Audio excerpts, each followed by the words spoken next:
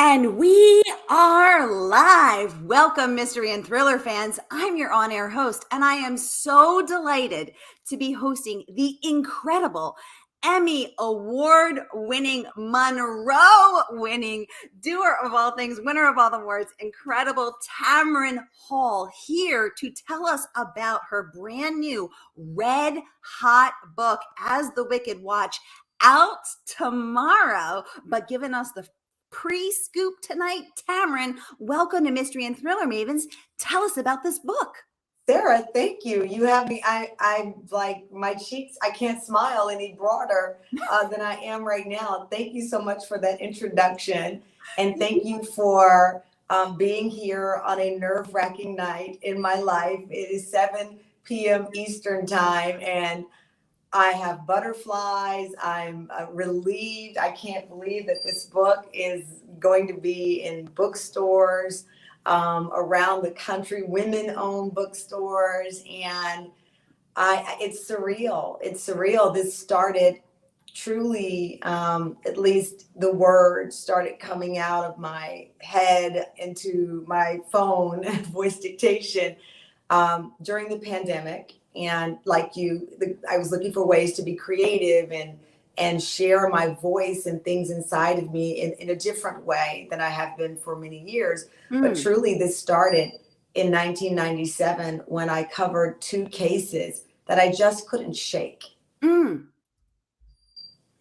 And you had shared that those 2 cases, one was a white child in Texas. You shared this Saturday on the National Black Book Festival, which is an amazing event. I'll link to it in the comments as well.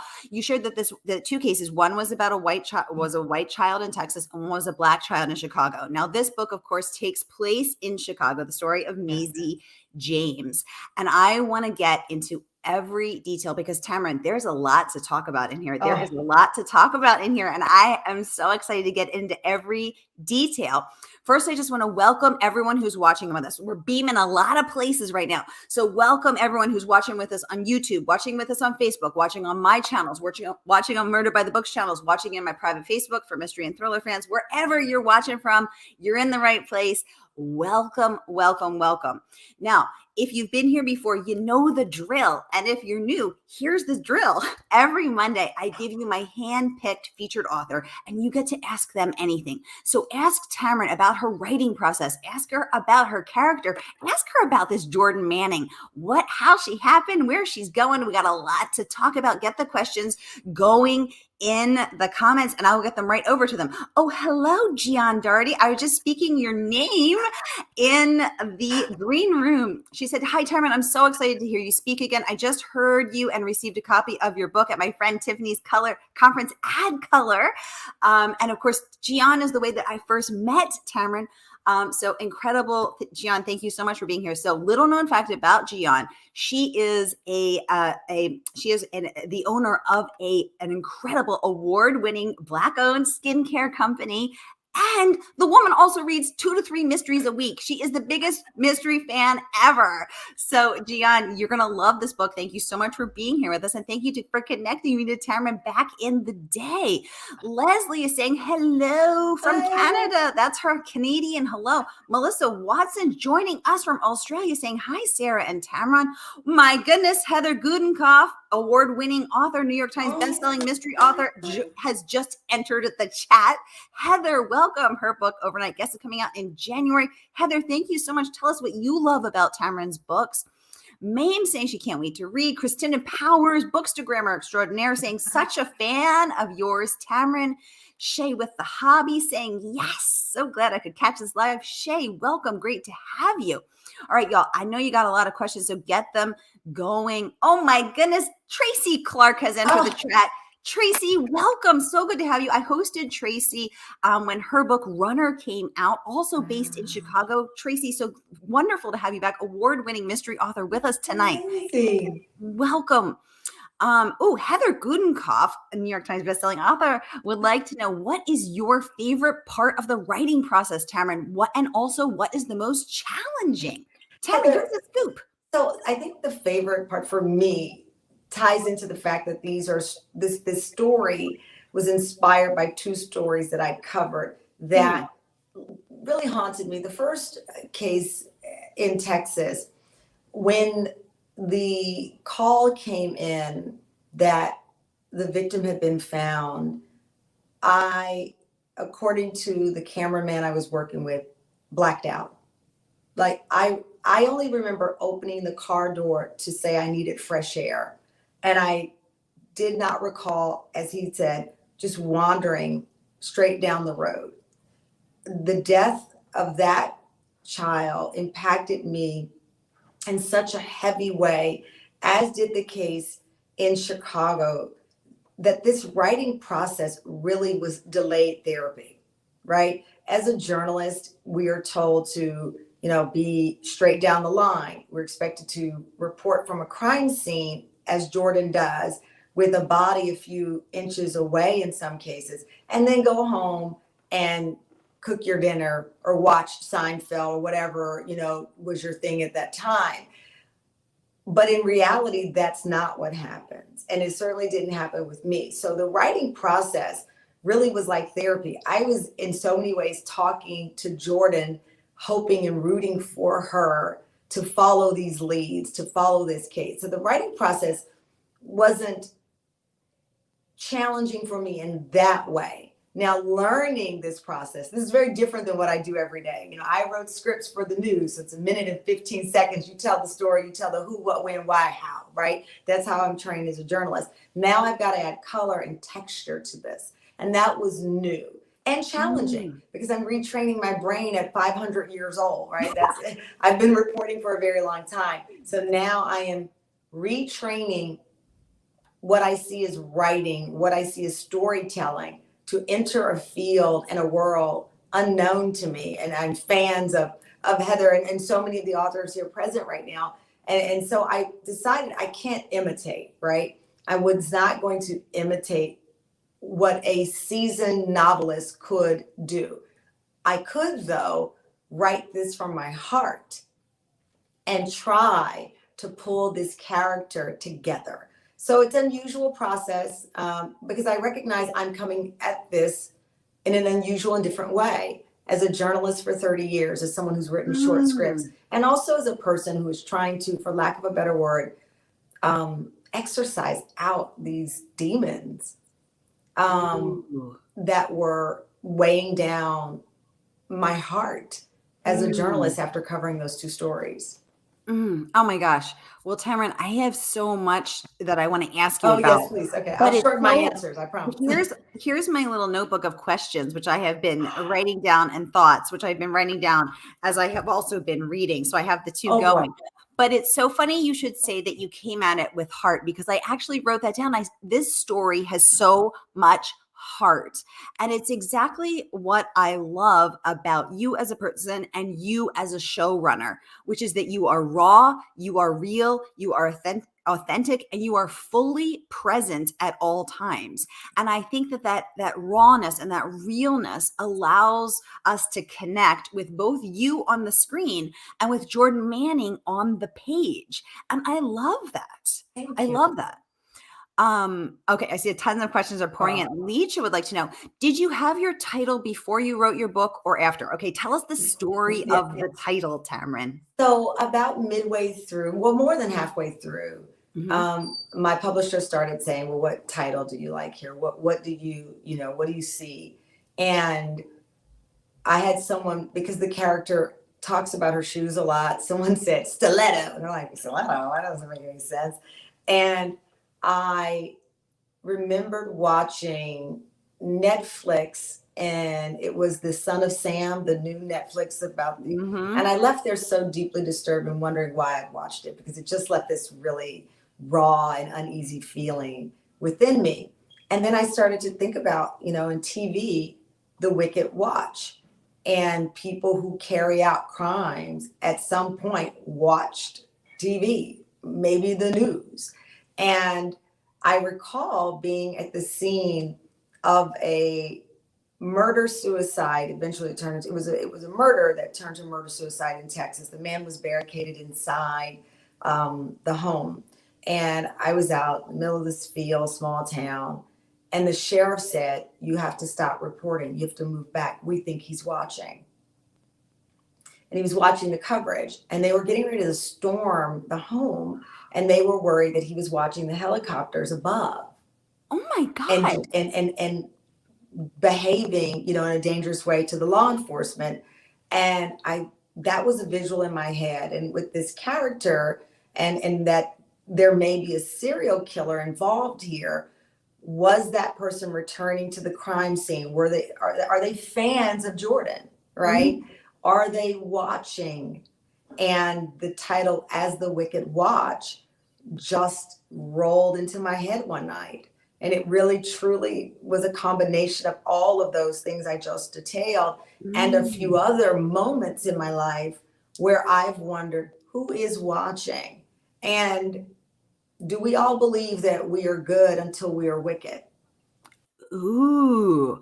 Well, it's interesting because on page 246, you actually say you let us into that wicked watching moment. You use the phrase, and I was so excited when I read it because I thought, there it is. There's the title. There's another clue that she's planting for us in this breadcrumb trail of solving this case. And it's really what's fascinating. I mean, there's so much to talk about with this book, but it is. First of all, it's an incredibly inside and insightful view of the life of a TV reporter. So for those of us who don't have that life, which is all of us probably except for you, we get to see what the day-to-day is like. Mhm. I didn't know there was so much waiting around. I Well, mean, there is, and that's the thing that people, by the time you see the reporter in the evening newscast or morning newscast, there's been a lot of back and forth. It's a lot of hurry up and wait, particularly when you're covering a crime, because Mm, you are waiting for the news conference, right? You are at the vigil that starts late as they mm. assemble the people who want to speak there. And that's been an experience of mine many, many times. I'm sure for people who are here with us now, you've seen that live report where the microphones are all covering the podium and every news flag as they wait for the official to come. And so for me, that 1 minute of news is the exhilarating ending to a long day. And much of that day really is waiting for someone to call back, waiting Mm. to hear the latest information from the police, or waiting in some cases in front of someone's home for someone to arrive who you've been told is connected to the victim or the suspect. So there's a lot of hurry up and wait, as they say, involved in reporting. I didn't know that. I love that. And I love getting that inside view of being able to walk in Jordan Manning's shoes and seeing her, her what's weighing on her personally, trying to find her way, getting pressure to get married. We all feel that. Trying to figure things out with Thomas and trying to her love interest she's creeping with at 1 a.m. most nights. Trying to build her career and I loved so much of how you shared that. You said, you address it like, so for instance, one of the many scenes I love is when Jordan gets home after a very long day of being at that vigil, which you just referenced, of chasing those clues of hurry up and wait, of calling the police superintendent, calling, the community leaders, sitting with the bereaved mom. I mean, dealing with, first of all, just going as hard and fast as she can, getting the story together on deadline, but also dealing with this bereaved mom. And then she goes home and she goes from her work self to her home self. And you describe that as a ritualistic physical dismantling, which I loved that. So she takes off her suit, she takes off those stilettos, and I love that. And she just wants to get in a hot shower and get all that grief and all that heaviness off of her. She describes it as a process of shape shifting. So I wanted to talk about that, these different selves that we have, our work self and our home self, and the selves that we have to be, and also that process of that shape shifting. How do you get it off of you? I mean, it would be so heartbreaking. Well, How do that's you? exactly what Jordan is navigating. How do Mm, you get it off of you? And mm, do you really want to completely shift out of who you've been yeah. all day long? And I think for Jordan, particularly being a young reporter, young-ish, right? She's not a newbie. she's youngish. She's at that pivotal, critical age range where you are wondering, am I going to make it, right? The dream that I have, will it really come true? Am I on the right track? So she's there, but she's also mindful of the weight of what she does, because her first choice was not journalism. This was not the career she thought she was going to have. Unlike me, I was pretty certain that I was going to be a reporter. I didn't know it was going to turn into the life that I have now. I at one point thought I'd be a war correspondent. I had all of these different things. I remember I applied for the Wall Street Journal. I don't know what job, and I didn't get it, but whatever. I was like 18. I just wanted my foot in the door. I think it was basically delivering the Wall Street Journal, but I thought it was an entry-level position. And so with Jordan, now she is conflicted about this world of journalism, doesn't really have the purpose she believes or hopes that it does. And when she goes home every day, that description of the dismantling is really very close to me. Although this character is inspired by my life, much of what she does is what I fantasize I've said or done in situations, and what I witnessed other people, other reporters do. And with that particular scene, that was deeply personal, because I covered, crime stories for Deadline Crime for 6 years and 6 seasons. And with that show, I had a ritual. Prior to interviewing the family, I would take the folder and I would meditate over that person. I pray that, whatever story that I did would not bring further grief to the family. I did a whole ceremony, for lack of a better description. Wherever I was, I could be, in a small town in Oklahoma, or out in the desert, Arizona, in like this town, I can't even remember the name of it, was so small. And I really took a moment to honor that person's life and recognize that while this was a TV show that I was doing, someone did not go home to their family members. Someone would not be at the next holiday. And so that was my ritual in how I approached those shows. And with Jordan, this ritual of trying to detach from what she's seen was a critical component of understanding, because I wanted the reader to see that no one with her sensitivity, with her heart, could go home and just suddenly, as I said, shift to Seinfeld or Friends or whatever the hot show was at that time, and leave it all behind. She's not capable of that. And that's a part of her drive to find answers. Yes, exactly. And her degree in forensics shows that part of her. But I love the scene. I loved that scene because it actually was so powerful. I read it twice. How she steps into the shower and she washes her makeup off, and then she describes seeing this person in the mirror that's a chameleon that people wouldn't recognize, and she has this moment of, who is my face without makeup, and who is the team and the news. And you talk a lot about, expectations of women, how they dress, how that we don't age, how we dress. If a guy can wear a suit, the same suit every day on the news, but if a woman wears the same dress or the same scarf, everyone's got something to say about it. So there's so much here.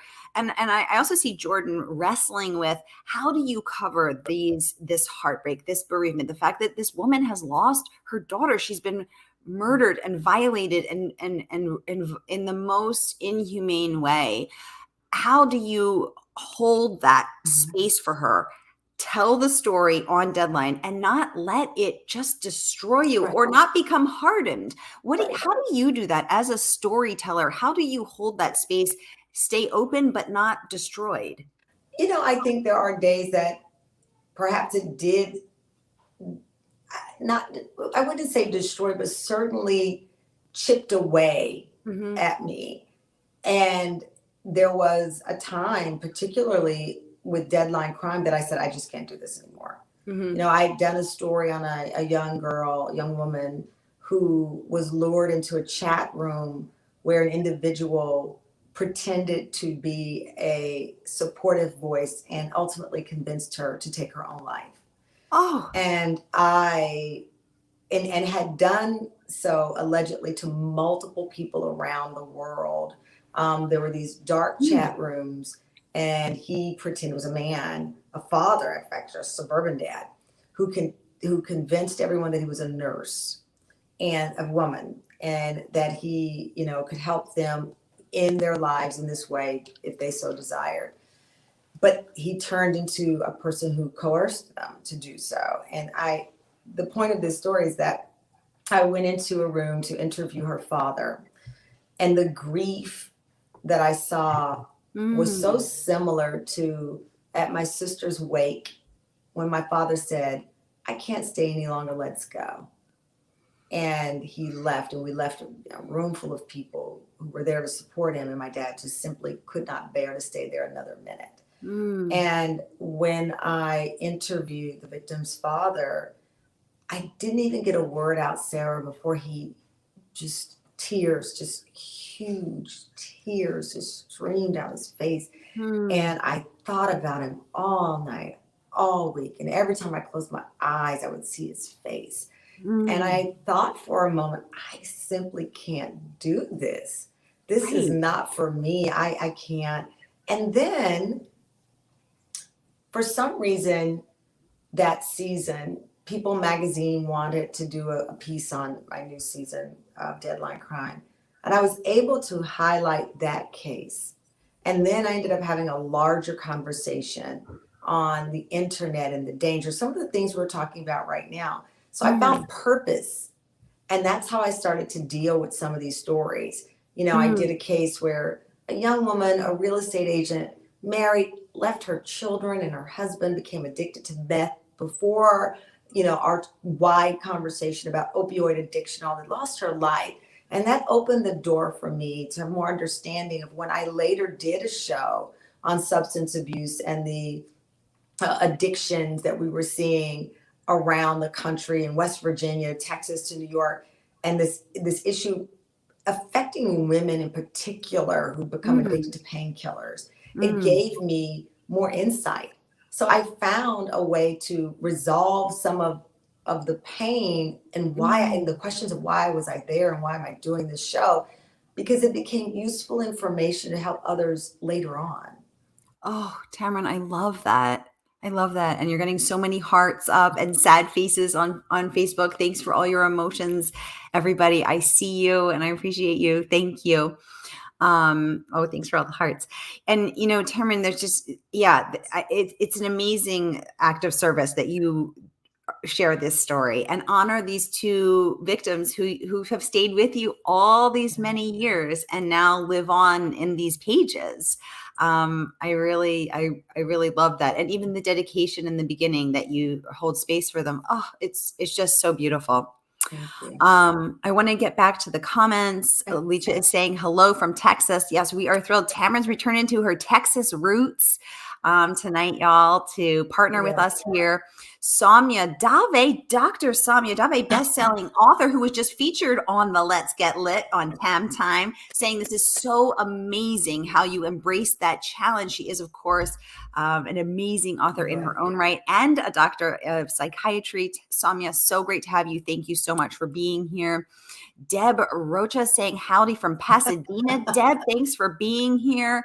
Love that. Thank you guys all for being here. I'm just making sure I don't miss any of your amazing comments. I want to let you guys know. So as you may know, there's a lot of supply chain issues with books right now. Wow. But we have signed copies. We have autographed copies, y'all. So you can grab it. I'm going to put the link right here in the comments. So you can grab an autographed copy tonight and it will ship to you tomorrow when the book comes out. Now, I have already bought several for myself, but I'm saving the rest for you. Soumya is saying this is such an inspiring conversation. Dr. Dave, thank you so much for joining us for our high praise. Gianne saying you teased a second book at ADCOLOR. Can you share if we can expect that, and would that be a completely new book, or is this going to be number 2 in Jordan Manning's series? It's number 2. Thank you so much for asking. In the series, so I'm 4 chapters in, and I thought, let me slow down so that I can hear some of the feedback regarding this first case. How I see this playing out really is related to the desire for Jordan to grow and for people to see her growth, both personally. I mean, I want you all to root for her to have a baby just like you rooted for me. And I want us to get to know this new type of protagonist, you know, this new voice in this crime space. I grew up, as you've heard me say, Sarah, a million times by now, with Nancy Drew's series Under My Bed, right? Yes. And I see her being that type of character, where we grow with her, where we watch the cases impact her in a very different way. In this series, in this particular book, the victim is a Black woman, right? Yes. Well, I'll reveal that the second book involves the disappearance of a mom who happens to be white and lives a very different life than Jordan.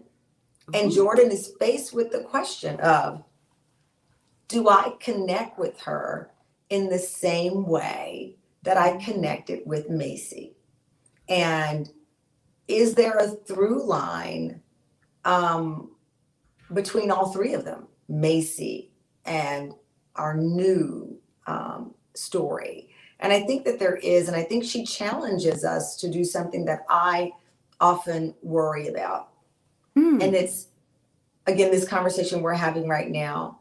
Do we only connect to people who look like us, who look like they could be our daughters or our sons or our sisters, our brothers? And we're having that conversation nationally as it relates to missing persons and who gets to decide which story rises to the concern level of being the national news headline. And so here we have Jordan now looking into a case and talking with a family very different from her own. And that's what I faced as a reporter each and every day. I can tell you that I cried as much, you know, for victims who look like they could be my own as I did for people that were so different than me that I couldn't even imagine what their life was like. I wasn't faced with that dilemma in that same way. And I think it's because I grew up in Texas. I grew up in my husband happens to be Jewish, my brother and his children multiracial. So I grew up in this big, wide family scope of different economic backgrounds and all of these things. So I never faced that challenge, but I have been curious about how Jordan will handle this, especially after being so entrenched in Macy and being critical of some of her colleagues for not caring from her perspective about Macy because it was a missing Black girl. Will she be a hypocrite? Will she suffer the same weight of really only being attached because Macy looks like her or her family members? Ooh, well, that will be really interesting because as I was reading your book, the Gabby Petito case was happening. And I could not help but wonder if Gabby hadn't been white and blonde and, you know, fit and slender and cute and pretty and able-bodied and heterosexual and all of these things and young, would she have gotten that same attention? And I think the answer that I reached and a lot of people reached was no. She was, you know, this idea for some reason, this young white, all of the things I just named, she checked all of those boxes and everyone, you know, the news got really obsessed with covering the disappearance of this, you know, young woman. Now, something that you mentioned yesterday or Saturday at the National Black Book Festival, which I thought was fascinating, is you said that you think that one of the reasons that may be is because newsrooms are predominantly led by white men, which I hadn't known, but which makes sense. We're living in a white man's world. But you said, and so I thought, oh, that's so interesting. And then you went on to say that perhaps this contributes to it because people identify with who looks like them. Let's talk a little bit more about that. I think initially, like any other industry, this industry felt it had to reflect who was a valuable audience, right? And the valuable audience were the white suburban family, right? So, you know, when you look at every evening newscast back in the day was anchored by a white male. Every local newscast, white male. So they became the voice of credibility, right? And they're in the newsrooms and they're deciding what they believe their neighbors want to watch, right? Well, my neighbor would care about this. And so as a result, these trends started, right? And I think now I don't believe for a second there are people in the newsroom saying, we're going to leave with the attractive white girl. No. Not at all. But these behaviors get passed down. And I think people feel helpless in correcting them. And in some ways helpless in addressing them honestly to ask why. And in the midst of all of this, Sarah, what pains me is that you have Gabby's parents who now have to feel guilty because their daughter is the lead, right? If my son were missing, I would want him to be the lead, the second story, the third, fourth. I don't care. And any parent would, right? So their desire to spread the word is not the offense or the sin, right? And now they've got to say, no, we want in the midst of their grieving, they are now put in a position to answer these questions, or they are now seeing the people challenge or criticize the media, and they feel compelled to say, we don't want this either. We want everyone. So that's heartbreaking. And then you have Jelani Day, for example, who's gone missing. His mother is desperately pleading for answers that go unheard. And through the Gabby Petito case, she finally gets attention and gets an answer about her son, the tragic news that he's been in the morgue unidentified, which is horrendous and horrifying. So these parents become collateral damage because we can't get it right. And we continue to pass down bad reporting the blueprints, right? Because it's a blueprint, right? It's a blueprint. What do? We follow this type of woman. And by the way, if she were, to your point, not necessarily fit, not if maybe she was LGBTQ plus, there are many things that we can say would have contributed to her not being the lead. And it is heartbreaking that this poor girl was murdered. And now this is a part of her storyline because we couldn't get it right when people did it with Amber Hollowell, when people did it, with Elizabeth Smart. These conversations happen. People did say, wait a minute, would this be the lead if they were not as beautiful as they are, or blonde or white? And we kept kicking the can, and it's still here. Exactly. And I think we need to keep kicking the can because, as Jordan says, Maisie is the every girl. Yeah.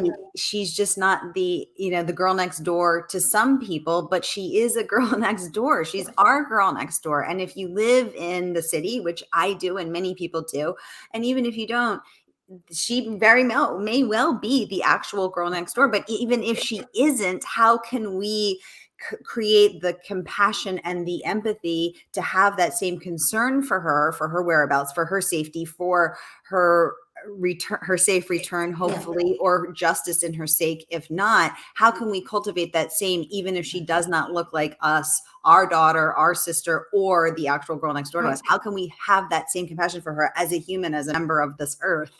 And that's why Jordan ends up having this confrontation about this very issue. She recognizes that if we don't confront this head on, if we don't speak it out loud in the newsroom, how do we fix it? And again, I wrote this a year and a half ago, and I remember when I got a call from someone on my team saying, did you see Joyanne Reed, who's a dear friend of mine, and she's talking about the missing white woman syndrome, which was coined by the great Gwen Ifill, about this notion that the media gets attached to a certain type. Tamron, it's your book. I couldn't, and again, I felt such sadness in it. Here's my book. It's relevant. And why? And it broke my heart. And I don't know. I don't want to cry because I get emotional talking about it, but it breaks my heart that here this debate was happening while she was still missing, but it's a necessary conversation. Well, I think one of the powerful ways that we can do, in which you are contributing in this way, is to allow people to connect with people in this very human way. And when this is what I love about reading, right? You get to walk in the shoes of another person. You get to see life through their eyes. You get to have an experience that may be very different from your experience. And that's a way to create that web of humanity, that connection. And from that connection comes empathy and understanding and support. So you're doing it. Yeah, and that's what I think this character, as I said, she is looking for in this industry where, of course, I think most reporters lead with heart, particularly investigative reporters, whether it's Better Call Roseanne or whatever, here in New York, everywhere you live, there's a moniker of the I-Team or, the Consumer Watch. People don't know. I used to do a consumer report called The Bottom Line, we're getting to the bottom of things. And so I do believe the vast majority of investigative reporters, if they were in control, we would not see this disproportionate, coverage battle happening. Because I think the ones that I've spoken with, whether they're colleagues at Investigation Discovery or any of the stations that I've worked with, remain some of the best reporters in the business. Because they are the most in contact with humanity. Ooh, oh, I love that. Mame is saying, wow, great discussion. And I love your name, Mame. Yeah, me too. I feel like she should be, I hope she goes by Auntie Mame. I know. I would make everyone address me as Auntie. I love it. Melissa's saying, this sounds very interesting. Maybe if our humanity wins out, we will relate to another woman just because she's another human being that we authentically can relate to. Yes, Melissa, agreed. I love that. And Melissa, that's a part of, the discussion in the novel about what is the experience of a Black female reporter. I'll tell you, and I don't know if I've ever shared this even publicly. Give us early on in the business at the network national level, I remember a white female executive saying, well, you're not going to probably do well in morning television because the audience won't be able to relate to you. And it was the first time in my life. Now, I'd gone from Chicago, one of the highest Q ratings, viewers, great. And Q rating is if the viewers like you or not. And so they're like, oh, the viewers love you. This is great. And Tamron is our girl, even though she's from Texas, we'll embrace her in the city of big shoulders, And I'd never heard someone say that about me. And I thought, oh, you're talking about because I dress a little jazzy sometimes? No. Because of my short, Peter Pan haircut? No.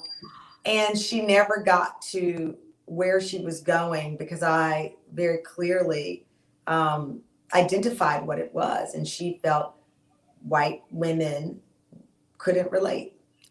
Wow. And this was at an executive level at a national network.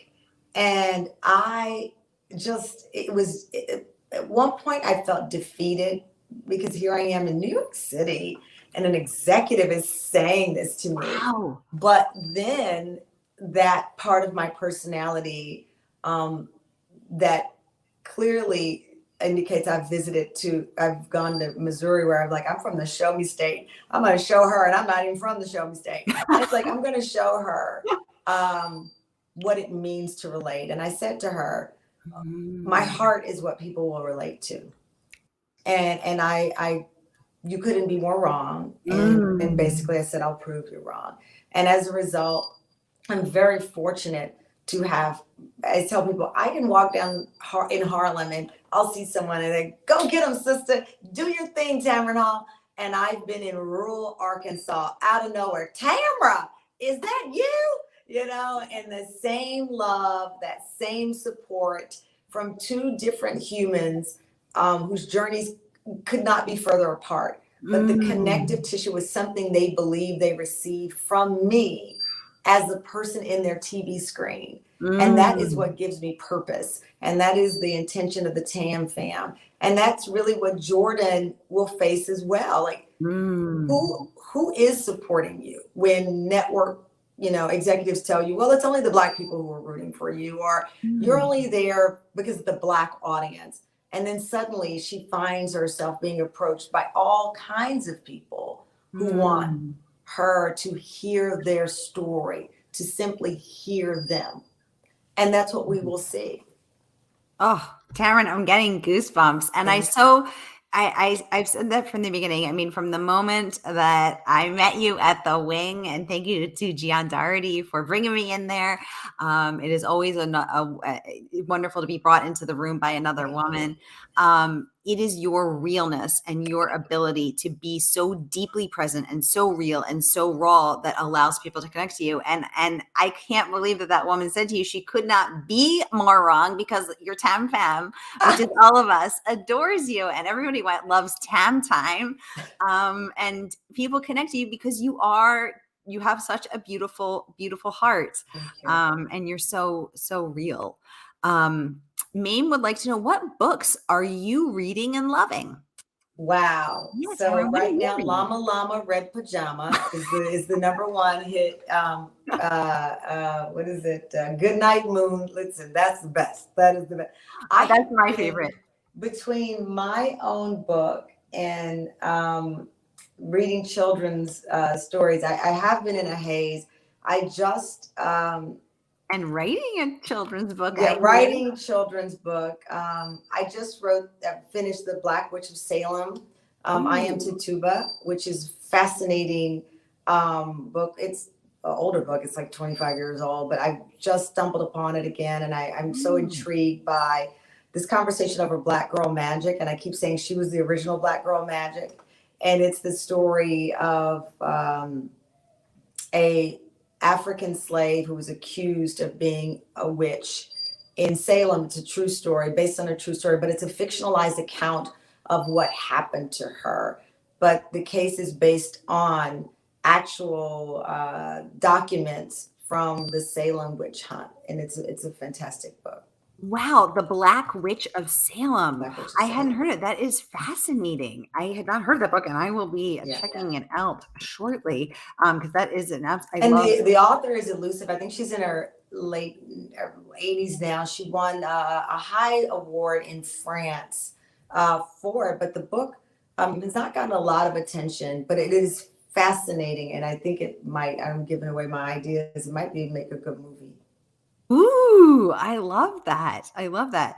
Well, I'm going to put it in the comments, because while you're at Murder by the Book buying your autographed copy of Tamron's book, add The Black Witch of Salem to your pile too, because that is going to be good. And, I think that something that's really interesting, I thank you for the great question, Mame. Something I think is really interesting is, Tamron, you've shared that when you first pitched the story, you got the pushback that this was not realistic, that Jordan Manning having a degree in forensics and being a television reporter just wasn't realistic enough. Tell our listeners here today, our viewers, our friends, our Tam fam members, tell us that story. So, I think that it's, when we think of what men can do, it's limitless, right? And they can have 99 degrees and still go on to be superheroes and all of this. And we see it even in our Marvel Comics world and all of that. Look how long it took for women to become the hero. Even then, to Disney's credit, my partners, suddenly when Brave came around, everyone's like, oh, Brave doesn't need a prince to save her. Meanwhile, all of the stories up until then was the damsel in distress. And so there was this notion that she could not be a forensic scientist, and there's no way this could happen. And I said, listen, we believe that a guy from Krypton works at the Daily Planet and goes in a booth and becomes Superman. Then he goes back and he writes a story. Like, we can believe that. Or we can believe, because I'm a TV junkie and I'm 51, heart to heart, this gorgeous billionaire couple can then go on their vacation yacht from Nice or the south of France and then solve mysteries. Or Quincy, he's a coroner, but on his side job, he finds out how to solve these crimes. We're able to believe all of that, but we can't believe this Black female reporter could have these two backgrounds that somehow merge together. And so I was even more determined at that point. I wanted to make her a rocket scientist after that, just to push the boundaries of this notion of what we can't create. Of course we can. Of course we can. I love that. And you also shared that Jordan, that publishers had said they hadn't seen a character like this on which the page. I was so surprised. Again, you know, in the process of wanting to create this character and bring her to life, truly, I felt as wide-eyed and unsuspecting of the future as my 2-year-old son. You know, my 2-year-old son walks down the stairs every day as if this is a new house. He's like, I didn't notice that. I didn't notice that. Are you kidding me? And so I, in so many ways, felt like this 2-year-old toddler, you know, making my way through this side of the literary world. And that I've been a host for 25 years. I've had just about every author, every type of book, every genre come on, whether it's this talk show that I have or when I was Today Show. And so I've always been the person doing Sarah's job, holding up the book and interviewing the author. So I knew that lane. I did not know, and still I'm stumbling through or toddling through this side of being an author. I was in the room thinking, okay, I'll tell you about my book. Here, let me get my little piece of paper. I'll tell you. And over, I kept hearing, whoa, we don't know of a character like this. We don't know of a protagonist like this in any of the books. And I thought, what? Are you serious? Okay, well, let me keep going. And I just kept going with who she is and where she comes from and all of her stories. And it's mind blowing for me. And to have that level of interest and also know that I was bringing a character who would grow with readers, who you will offer your feedback and I will develop her more. But the essence of her spirit and heart in covering these crimes and wanting justice, the core is there. Well, who she'll become and who I will become as an author who continues is a work in progress. So my toddler legs will get stronger and I'll walk down the stairs and I'll say, oh, that picture's been there. I've seen that before. And nothing, you know, so that's been the experience. Oh, I love that. I love that, Tamron. Donna saying, you are so funny. Love to heart to heart. Licha saying, I think women can do anything a man can do. I believe that where there is a will, there's a way. Absolutely. Yes. Amen. Donna saying, lawyers become pundits of. Right. Yep.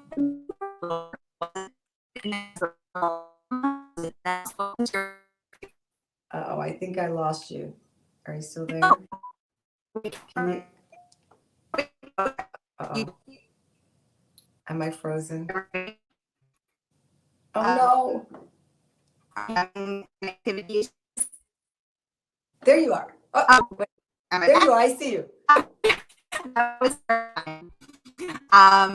So what was your favorite book when you were a little girl, Tamron?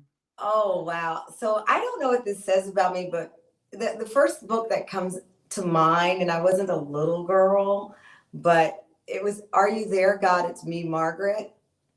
I don't know. It's like that book was so life-changing for me, and I'm pretty sure I wasn't supposed to be reading it, or that my mom, who is pretty conservative, would have been like, what are you reading about this? But I remember just reading this book and feeling so independent of the books that I'd been told to read in school, of the books that were brought to me by my mother to read. It was my choice, my book, and it was this moment for me. And it's kind of crazy. And I was preteen, I was tween when I got it. And I don't even know where I got it from. I think one of my friends told me about it. Oh my gosh, so many of us Are You There? It's such a classic. I think it's good to know that you love that too. Thank you so much for sharing. I can picture baby Tamron reading that book and relating. Christine is saying she loves the Tam Fam. You support my afternoons while I work from home. Licha saying you are such a genuine person, Tamron. God bless you. Thank you. Oh, these are such wonderful comments, y'all. And as you know, when a book, or maybe people don't know, so let me share, when a book comes out, how it does determines how that book, it determines if there's going to be next books, determine everything. We have power, y'all. We have power. And what I have learned is that voting is not something that happens every 4 years or 2 years in your local election, although you better get out and vote. But every time you swipe a credit card, you are voting. You are voting for the books you want to see on the shelves. You are voting for the stores you want to see survive. You are voting for the authors whose books you want to see on that shelf. Every time you make a purchase, you are voting for the world you want to live in. You are voting for the stores. You're voting for the authors. You're voting for the books. So let's vote, y'all. Let's vote. I'm putting the link to pre-order in the You're comments. the best campaign manager ever.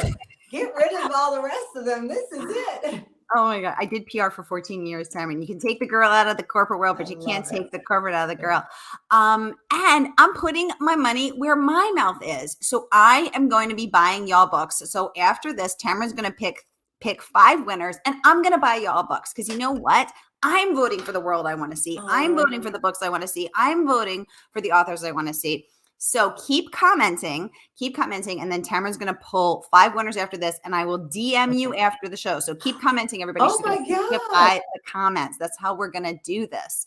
Donna is urging everyone to give reviews. Absolutely, Donna.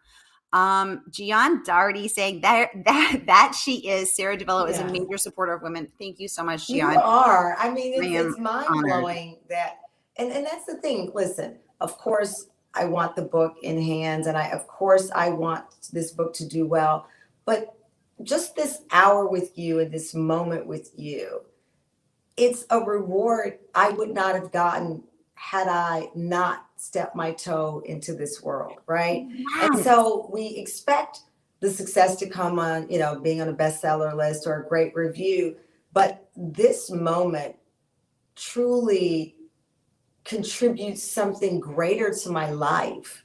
And it's reminding me of what support looks like. Women supporting women, not forgetting about small bookstores in this world that shifts us to the big and the grand and all of these things that if I had just left Jordan inside me and not brought this character out, my life would have been missing a moment like this. So she's brought me so much already, having the opportunity to talk about news coverage as it relates to Black and brown victims and white, and trying to be thoughtful and deliberate about my responses. But being here with you, I mean, it's a win.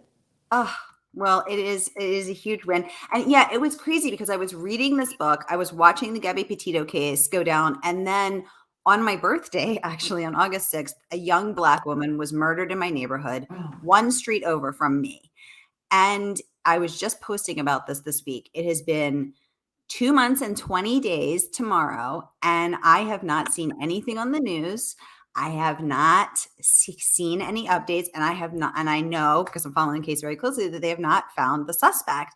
And so I'm rabble-rousing. I'm out there making good trouble, as John Lewis says, because this is such a fascinating book, you guys. I am loving this book. This book has so much heart, and I don't say that lightly. I'm a truth speaker, and I keep it real. This book has heart, and this book makes you think about the cases that are covered and the cases that aren't. It makes you examine your own biases, your own privileges, your own blind spots. There's one of my favorite scenes is another one. Donna saying, as another author, I am in tears. I love that, Donna. Thank you. But there's a moment where Jordan's in her news van with her cameraman, Scott, and they're in a different section of town than Scott's used to driving in. And Tamron says, hey, they can't find parking. We've all been there, right? Jordan says, I'm sorry. So Jordan says, I can't find parking. Tamron wrote, Jordan says, I can't find parking. And so they're circling. And so Jordan says, if you can't find parking, wait in the car, wait in the van, I'll go in, then you come in.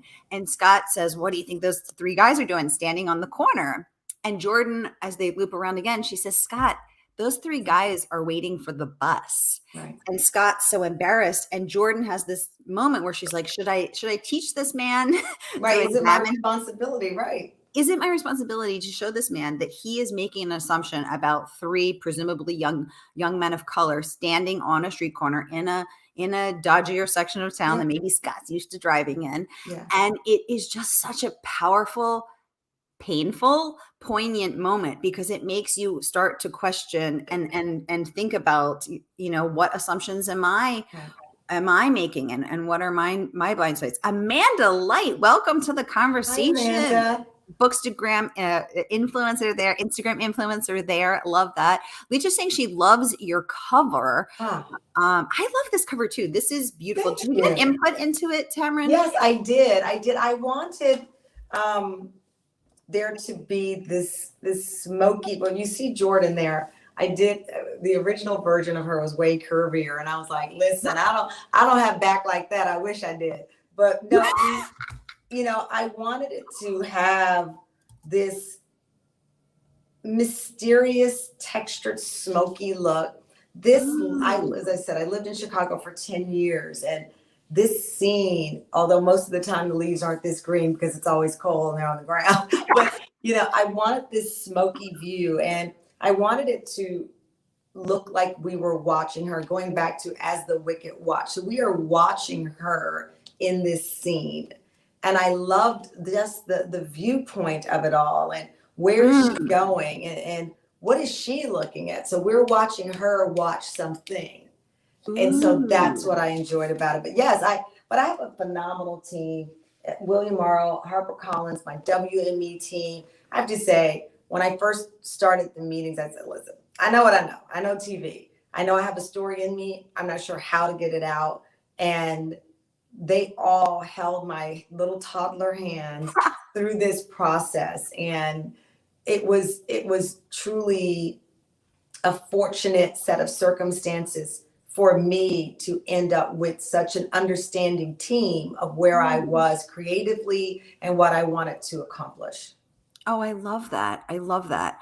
I'm scrolling back here. Gianne says she has a question. I'm just going to pop. I'm going to pop it. She says, I have a question for Tamron. As someone trying to make an impact in the world and build my brand, the climb can really wear you down. Tamron, you are always so filled with grace. It's so true and so centered. How do you maintain that attitude with the ups and downs in your career, with being passed over with certain opportunities? Gianne, powerful question. Tamron, I told myself, Gianne, and I can't tell you when, but I wasn't going to let bitterness weigh down my wings. Ooh. And I think that even when I lost my job at the Today Show, of course I saw the comments, and there were people who were more upset in some ways than me. They were ready to, take action and blow up the phones and call and complain. And I was happy to have that kind of support because it validated me. And I said, I have a place on TV. What is that place? So it did lift me up. But I found that if I succumb to the bitterness, then I can't fly. And so I tell people all the time, someone asked me about, fairness. And I said, I've never expected the business to be fair, right? I don't expect life to be fair, but I can be fair to myself. And we're not often fair to ourselves. To say I'm upset, I mourned that job because it was a dream job and I poured myself into it and I didn't like the outcome, but bitterness would not weigh down my wings. And I use that over and over again when things don't work out exactly as planned, when being upset or angry at someone would be the easier route, right? Because they deserve whatever they did to me. I want you to feel the pain, but you're in a creative space, and particularly with creatives, whatever it is. I mean, my show is like owning a small mom and pop shop in so many ways. This book, whatever it is, if you allow that bitterness, it will stick to your wings. Like when we've seen an oil spill and the birds, they can't fly. And then there you go, the rescuers with the Dawn liquid, and they're, let your friends be your Dawn liquid, let them sit down with you and help mend you and share how sad you are. And that's fine. And have a couple of glasses of something good. And then fly away from the bitterness and leave that oil slick to the ground. Oh my gosh, Tamron Hall taking us to church. I have goosebumps. The hair on the back of my neck is standing up. I love that. Don't let bitterness weigh down your wings. And then actually giving us takeaways and specific tools, urging us to lean on our friends and to let that be the that's how, in so many ways, that's how we met. We're the group of women who all became fast friends. and listening to my story while they weren't, lifelong friends. My best friend since I was 4 years old. I walked into that space at the wing and I felt like I was with friends, and I felt that we were all rooting each other on without knowing each other's names, right? Without even knowing we would have this moment again in conversation. And I think that's important. Oh, Dr. Dave chiming in saying, let your friends mend you and fly. That's from a psychiatrist, y'all. So she knows you. We know she means it. Dr. Dave here in sharing wisdom as well. Mame saying this is so inspirational. Mame, agree. Murder by the Book. Yes, she was so good and we were all shocked. Absolutely. Tanya saying this is so true and such an important reminder. Goosebumps. Licha saying if we give up on things, we are giving up on ourselves, and we cannot do that. Absolutely. I want to, Gianne saying powerful. Thank you so much. And I want to say again, anyone, if you want to support Black and woman-owned business, and you can support Gianne's amazing award-winning skincare business, organicbath.co, y'all. There it is. Oh, good question here. So, Tamron, and I'm just scrolling back because I can't find it now, but I did see it. So, here it is. Okay, Tamron, we got Jordan's from Texas. You're from Texas. Jordan's reporting live from Chicago. Tamron, you lived and reported live from Chicago. We've got a lot of commonalities here. So Donna wants to know, how much of you is Jordan Manning? And I need to know now too. I don't know what percentage, but I can tell you, I wish I was as defiant as she is when it comes to the establishment. I mean, she really sticks up for herself in a way that at that age when I was in Chicago, I did not. Now, her romantic life is a bit more interesting than mine. Let me tell you, Thomas. Listen, I don't know if I had as many steamy nights back then, but she's got her personal life might be inspired by some of my friends a bit more than me. Well, they're gonna kill me. we won't name names, but now we know Tamron's got some steamy friends who are creeping late at night, who the doorman is letting their man of the hour up to get some late night. They're just feeding together. Come on, Sarah. It's just one date. Oh, I'm sorry. I need to get my mind out of the gutter. Oh my goodness. Well, we are over time, y'all, but I want to thank you, Queen Hall, for gracing us here with your presence, for being so open, so present, so authentic, so real, so incredibly inspirational. I want to thank you, Mystery and Thriller fam and the Tam fam, for showing up tonight, and for being here, for turning up, and for all of your wonderful support. Murder by the Book, thank you. Yes. Oh, Donna's letting us know that Sisters in Crime National is very important. Continue to support the Black and Brown community with scholarships and awards. Please check them out. Absolutely. Oh, Tracy Clark saying steamy's the only way you stay warm in Chicago. Okay, now we know a little more about you, Tracy. Ooh la la. Y'all check out my interview with the incredible award-winning Tracy Clark. Her book Runner came out in July. I was thrilled to host her. Mame saying thank you. Amanda saying thank you. We're getting so many hearts up from everybody. Thank you all. Tamron, is there anything that you wish I had asked you? Anything you wish that you want to share? Any parting thoughts? What do you want people to walk away from? Listen, I just want you to hopefully follow Jordan on this journey as she really dedicates her life to protecting others. And that speaks to what we all need right now. We've been through some trying times, and there are probably many more trying days ahead that we don't know are right around the corner. But in the spirit of this character, you've protected me, Sarah, and my heart in this hour, knowing that the subject matter is very close to the loss of my own sister, knowing, as I shared with you, how this started, where this story started with the deaths of two little girls. So I just think in the spirit of Jordan, and the spirit of so many women like yourself who have rooted for me and who have helped me keep my wings moving. I want to say thank you from the bottom of my heart. I have a 2.5-year-old son who's upstairs. You'll probably hear in a minute. And I often worry about the world, like all of us. And I'm a 51-year-old mom.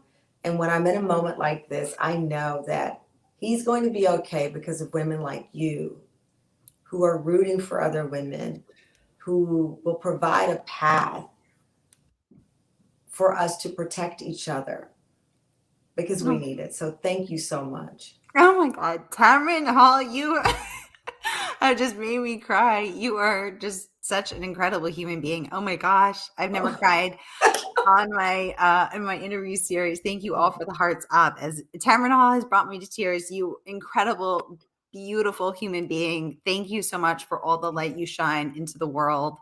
On the page, on the screen, on the stage, on the street, you are the real deal, and we are better for it. Thank you so much.